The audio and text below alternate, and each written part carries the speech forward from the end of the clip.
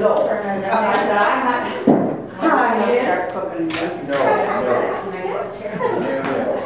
My name is Andrea Haverding, and I'm here to persuade you that there are benefits to having a dog.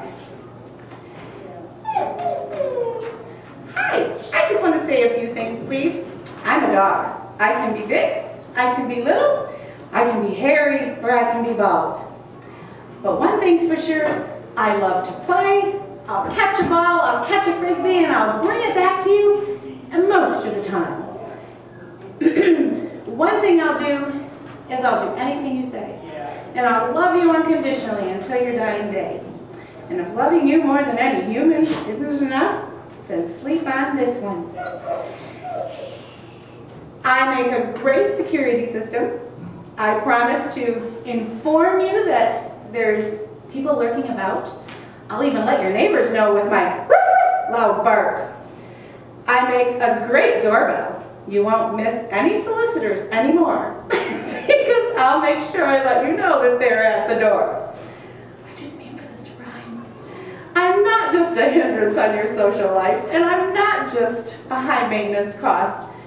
I do make occasional messes, but one thing I will do for you is I promise that I will lower your blood pressure, and just petting me has a less calming effect. I'll increase your lifespan. In fact, they did a study at Gama University Medical Center on seniors actually with dogs, and they used the same dog in this study. What they did is they took about 20 seniors and they had you walk the dog for 20 minutes, and then they rested 20 minutes, and then they walked the dog they walked without the dog for 20 minutes. What they did is they took their blood pressure before, and then they had a little portable heart monitor, electrocardiogram on them that they walked with, and they also measured their neural activity, their parasympathetic oscillation, which is your dopamine and serotonin levels, which have your drug users pay a lot of money for the effects of dopamine and serotonin. And so, but just walking these dogs, they were able to conclude that just from walking the dog, it raises your parasympathetic neural activity, which helps with loneliness and with depression. They did other studies in medical hospitals where if people that owned a dog were seriously, critically ill, they actually recovered faster. They think it's because they knew that their animal was at home and they had to go home and care for them. Some hospitals even let animals into their critical care units, and it helps the people recover faster. They use them for children especially, huge.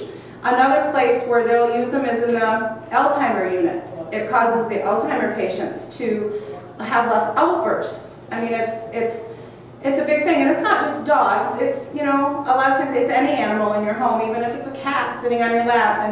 But what I like about dogs is they'll listen to you even when nobody else will. You can tell them anything. You can complain to them, and they'll just sit there and look at you.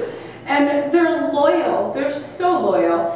I mean, you know, Daisy, for instance, my baby here, we rescued her in a barn. She was 4 weeks old, one of 9 puppies. And just 2 months ago, or less, we got a new wash machine, and the wash machine started on fire unbeknownst to me while I was just a wall width away from the dryer. And she came and she told me quite adamantly that I better get up and get into the mudroom and check out my wash machine, not even the dryer. And the wash machine, the mudroom was smoky, and I had a hard time getting my wash machine open, but when I did, like 5 more minutes. If I wouldn't have had my dog, I would have been sleeping, and I'll never run an appliance again before I go to bed. It's a lesson that I learned. But I looked at her and I said, Daisy, you just told me that I was going to have a fire. I was crying actually, and she's around the corner looking at me like, yeah, you got it under control, I'm staying back. You know, like, I'm not coming any closer.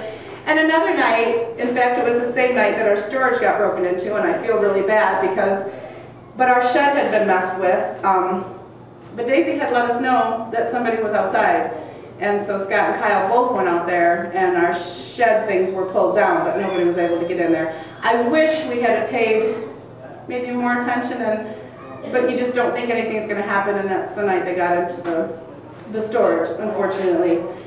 But the point is that she was there for us twice in her 10-month life so far. They can be wonderful, wonderful assets and a lot of work.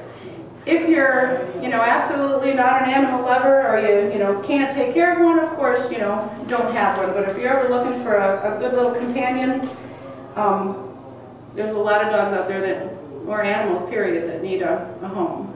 I was going to bring my little Isabel Bird before we were allowed dogs. I had my little Izzy, and every morning we get up and I go out there and we do the little sound, and then I got to pay attention to her for 5 minutes or she'll squawk her head off if I don't. But anyway, I hope that you'll at least consider the benefits of owning a dog. I know that they can be a nuisance sometimes when you find something unwanted in your yard, but hopefully you'll realize the benefits to owning one, and thank you very much. And oh my gosh, what are you studying? Speech. Hot golf there, and they meet at the